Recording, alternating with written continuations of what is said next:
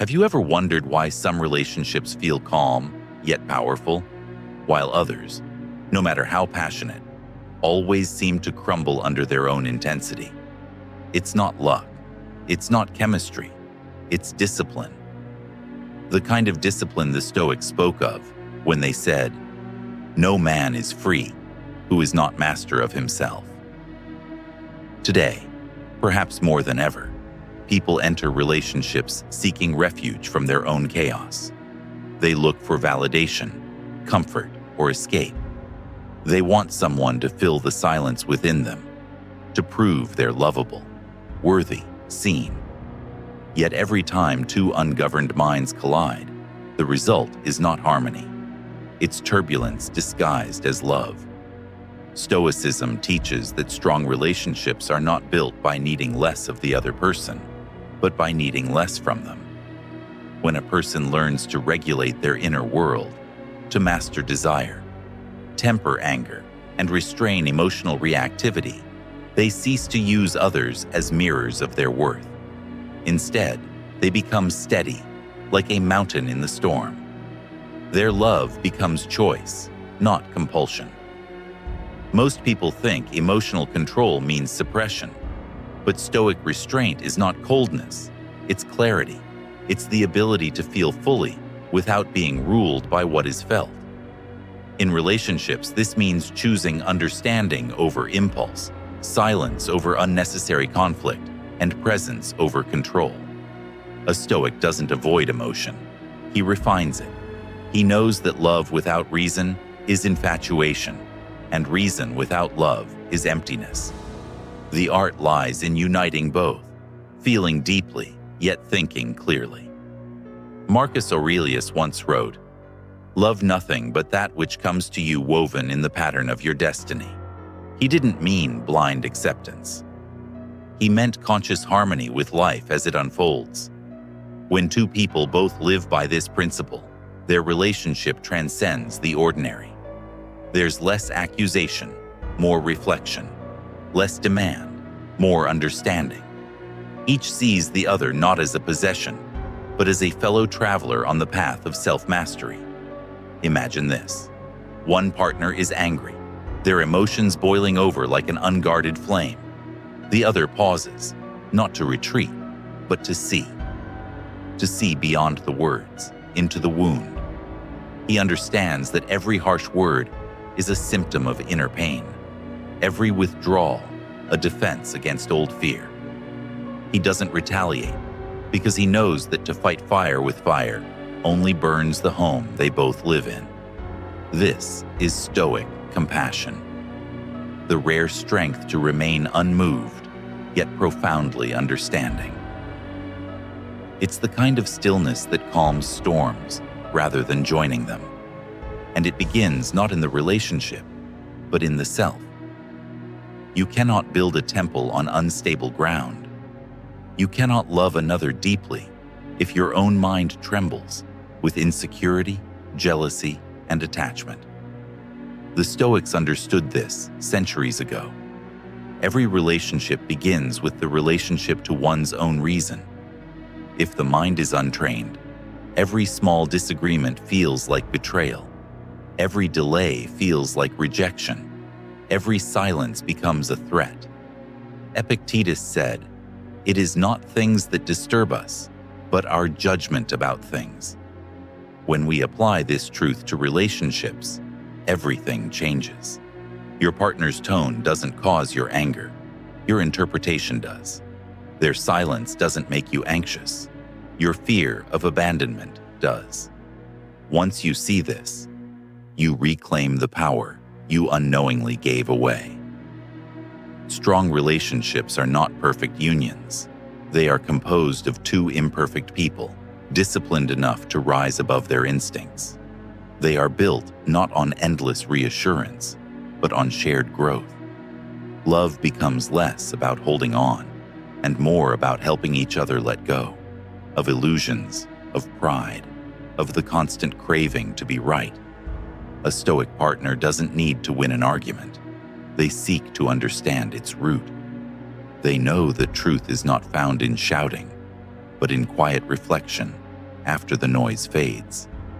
In this space, real intimacy is born, not the fragile connection that depends on emotion, but the lasting bond forged through mutual respect and presence. So if you wish to cultivate a relationship that endures storms without drowning, begin with yourself. Guard your reactions. Question your perceptions. Refuse to let fleeting moods dictate eternal consequences. Because every moment you choose restraint over reaction, patience over pride, you are not just strengthening your relationship, you are sculpting your soul. When two people meet from a place of inner fullness, not hunger, something rare occurs. Love becomes less a transaction and more a sacred exchange of awareness. They no longer cling to each other for completion, but mirror each other's growth. Each conversation becomes an act of refinement. Each disagreement becomes a test of character, rather than a collapse of connection. The Stoics taught that the highest form of love is not desire, but virtue. The shared pursuit of wisdom. Seneca wrote that a friend is another self, not because they are identical, but because they reflect what we most aspire to be. In relationships, this means that your partner should not merely comfort your weakness, but call forth your strength. True intimacy is not found in perpetual agreement, but in the shared courage to evolve. When emotional storms arise, most people seek to be understood before they seek to understand. But the Stoic reverses this order. Understanding another person's suffering is not submission. It is mastery. It takes greater strength to listen without defending than to argue until one is right. To love in this way is to practice the rare art of disciplined empathy, to see another's pain without letting it contaminate your peace. Consider how easily we react when our partner withdraws or criticizes. The ego bristles. It feels unseen, disrespected, diminished. But beneath that reaction lies a deeper truth, that what we perceive as an attack often awakens a dormant wound within us. The Stoic sees this not as betrayal, but as revelation. Every trigger is a mirror, showing where the soul is still enslaved. You might ask yourself, what if love isn't meant to complete you, but to expose you? To reveal the places where you are still ruled by fear, pride, and insecurity. If you dare to see love this way, relationships cease to be games of control and become pathways to individuation. The process Jung described as becoming whole through the integration of shadow and light. For the Stoic, partnership is a training ground for the soul.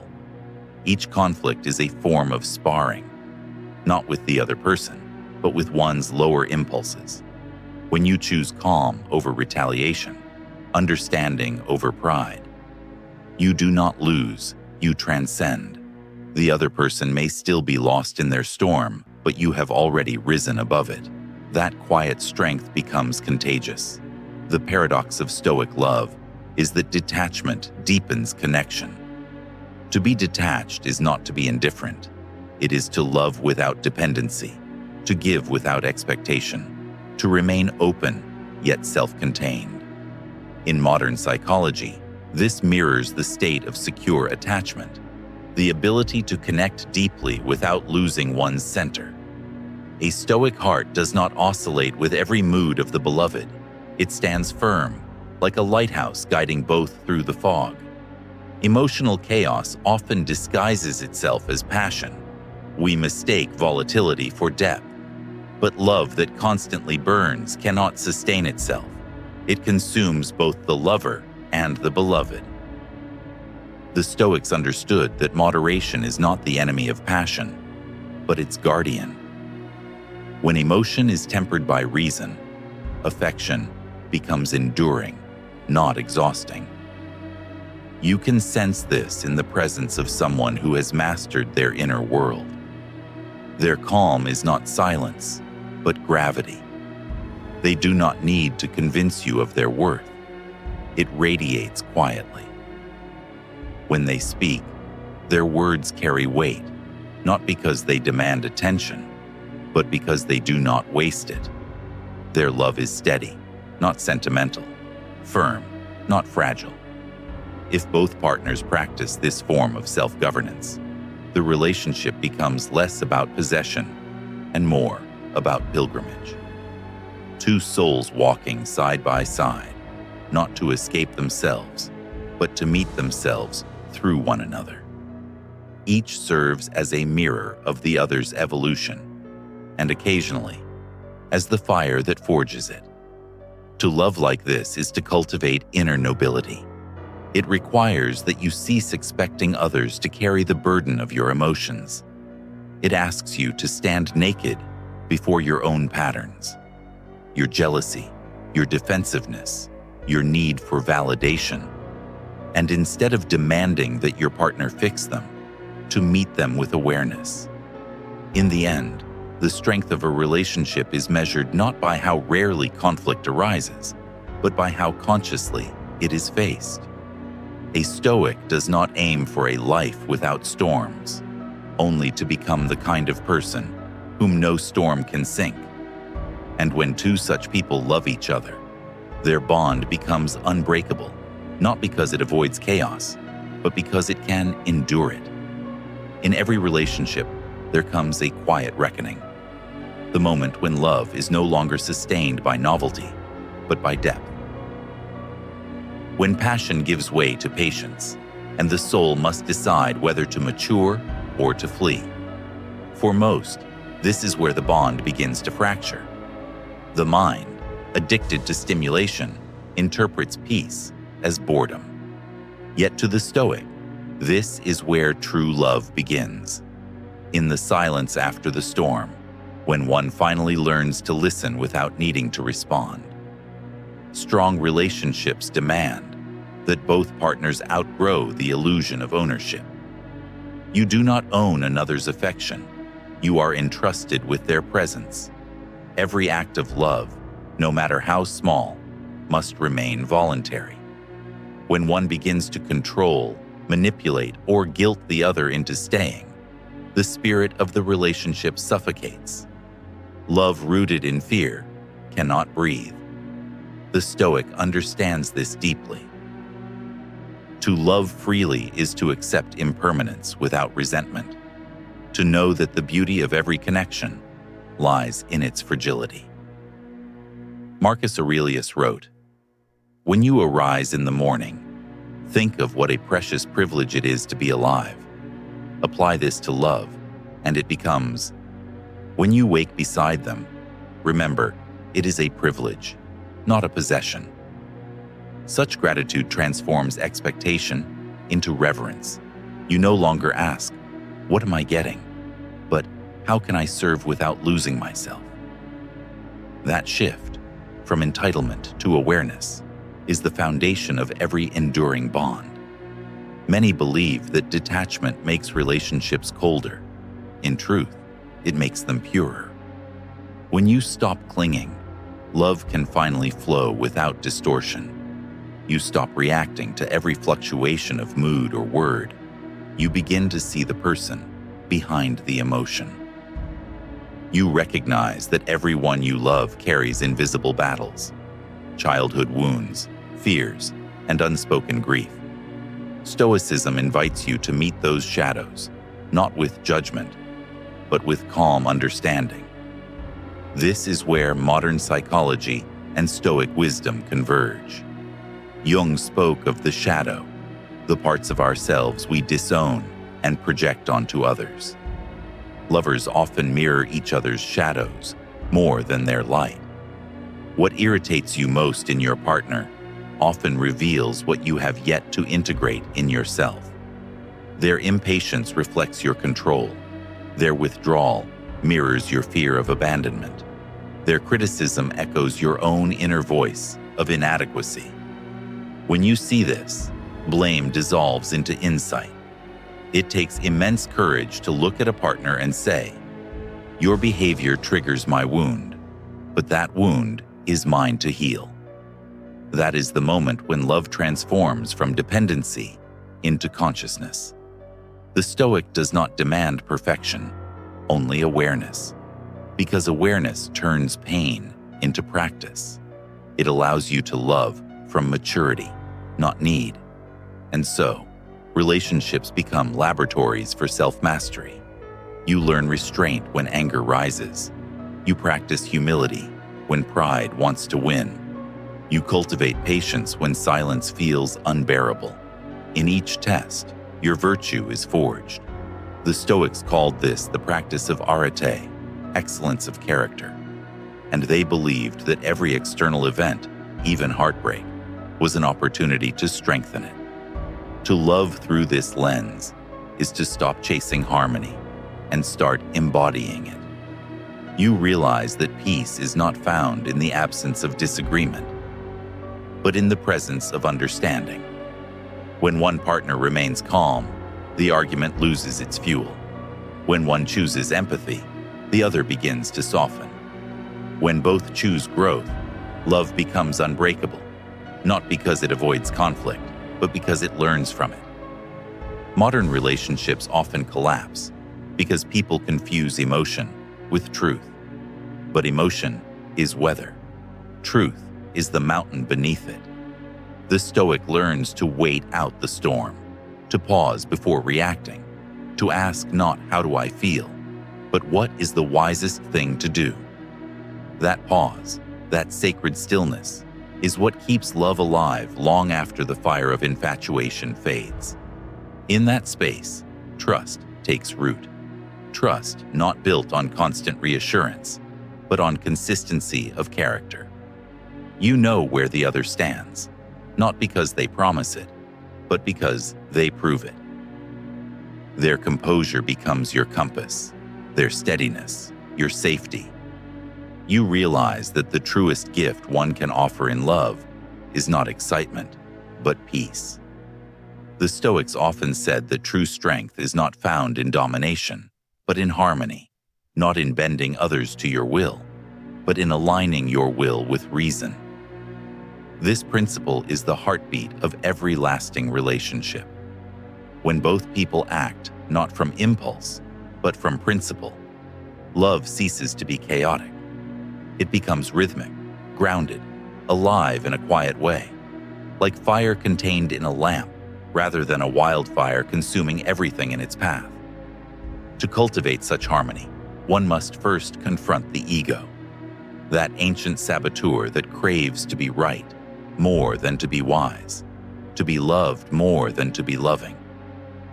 In relationships, the ego wears many masks: pride disguised as independence, control disguised as care, silence disguised as strength.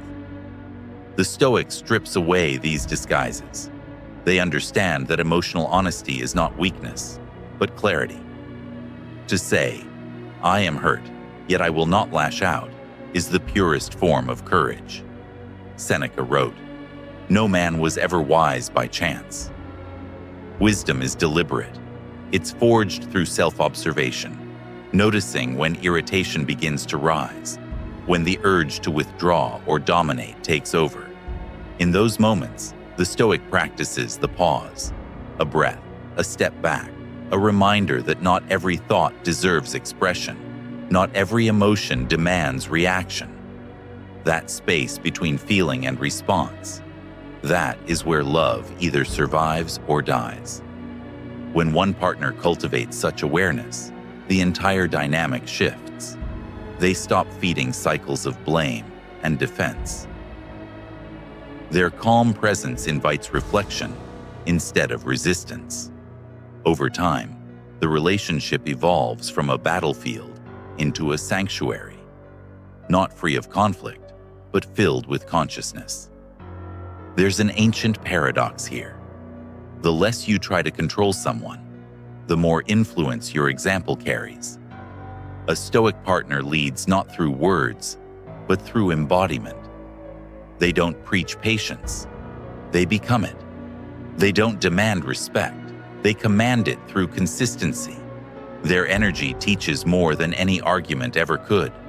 But what of tenderness? What of vulnerability?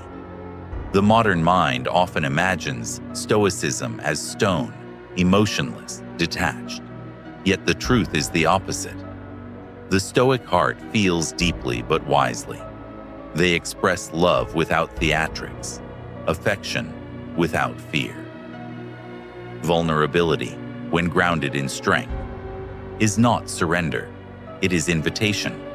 It says, I have mastered my storms, but I still choose to open my gates. Modern psychology calls this emotional maturity, the ability to hold two truths at once. I love you, and I can live without you. This balance liberates both people. When your happiness no longer depends on someone's approval, your love becomes a gift, not a demand. You give freely because you are full, not because you are empty. Epictetus once said, "Seek not for events to happen as you wish, but wish for them to happen as they do, and your life will flow smoothly." Applied to relationships, it becomes, stop wishing for your partner to fit your image of perfection. See them as they are, flawed, beautiful, evolving, and decide if you can walk with them through that truth. Acceptance is not resignation, it's recognition. It says, I see you fully, and I choose to remain conscious in your presence. This kind of love has a sacred stillness to it. Arguments become quieter. Understanding grows louder. You learn to discern between what must be said and what can be released into silence. You begin to realize that peace is not the absence of disagreement, but the presence of mutual respect. In time, both partners become mirrors of virtue. One's patience nurtures the other's gentleness. One's discipline evokes the other's trust. Slowly, the bond becomes less about need and more about reverence. Two souls standing side by side, not to complete each other, but to reflect what completion looks like. The Stoic knows that relationships, like life itself, are fleeting. And precisely because they are fleeting, they deserve your highest presence. Every shared meal, every embrace, every silence, sacred in its impermanence. When you love with this awareness, gratitude replaces entitlement. You no longer fear the end. You honor the moment. Every enduring relationship eventually meets the quiet crossroads between affection and awareness. It is here that many falter, mistaking emotional intensity for depth, or equating silence with distance. Yet for those who live by Stoic wisdom, this juncture is sacred. It is the place where love matures beyond possession and begins to mirror virtue itself. To the Stoic, the heart is not ruled by impulse, but guided by reason's light. Love is not a surrender of control. It is a disciplined act of choice, renewed each day. You do not stay because passion overwhelms you. You stay because your principles anchor you. When both partners live by this code, their union becomes an alignment of purpose rather than a collision of egos. They do not seek to escape solitude, but to share it. Two complete beings who walk together not out of need, but out of reverence. Conflict for them is not an enemy, but an invitation. Every disagreement is a mirror that reveals where pride still hides, where the ego still demands to be right. In those moments, the Stoic does not ask, "How can I win?" but what virtue is being tested in me. Patience, humility, courage, each becomes the bridge that restores connection. The modern mind may see this as restraint, but it is mastery. Marcus Aurelius reminded himself each morning, "You will meet ungrateful, arrogant, deceitful men." He did not write this with bitterness, but with preparation. In love, the same principle applies. You will meet the wounded, the proud, the uncertain, sometimes even within yourself. To love wisely is to accept that imperfection is not an obstacle to love, but its training ground. Psychologically, this aligns with what Jung called individuation, the process by which two conscious beings refine each other through reflection. Every relationship becomes a crucible, burning away projection until what remains is truth. The Stoic does not avoid this fire. They enter it willingly, knowing that only through confrontation can one's soul be tempered. And yet, beneath the discipline lies tenderness. The Stoic is not made of stone, but of tempered steel, flexible, unbreakable, capable of both strength and grace. Their calm is not indifference, it is devotion, purified of chaos. They love as a gardener tends a tree, watering when needed, pruning when necessary, never forcing growth before its time. Such love may appear quiet, but it endures the seasons. Imagine two people who have mastered this art. Their home is not without tension, but it is free of fear. Silence is not punishment, but space. Apology is not humiliation, but humility. When anger arises, it is addressed without cruelty. When affection is shown, it is not performance, but truth. They do not chase passion. They cultivate peace. And within that peace, passion finds its rightful place. Modern culture glorifies instant chemistry and endless excitement. Yet what truly sustains love is rhythm, the steady pulse of trust, the quiet certainty of presence. The Stoic relationship is less a firework than a hearth, a slow-burning flame that gives light without consuming. Its beauty lies not in spectacle, but in consistency. In this steadiness, both partners become architects of meaning. They build not palaces of fantasy, but foundations of reality. Their love is not dependent on external conditions, wealth, attention, convenience, but rooted in shared virtue. Each becomes a reflection of the other's discipline, courage, and truth. Over time, they discover something paradoxical. By expecting less, they receive more. By releasing control, they gain peace. By detaching from outcome, they experience connection without fear. It is a kind of freedom that few ever taste, the freedom of loving without losing oneself. To live and love as a Stoic is to understand that everything you hold dear is borrowed. The partner beside you, the warmth in their eyes, even the sound of their laughter, all are temporary gifts. But that impermanence does not diminish their value, it magnifies it. When you know that every moment could be the last, gratitude replaces entitlement. You stop taking and you start treasuring. This is how Stoic wisdom transforms relationships, by returning them to their sacred essence.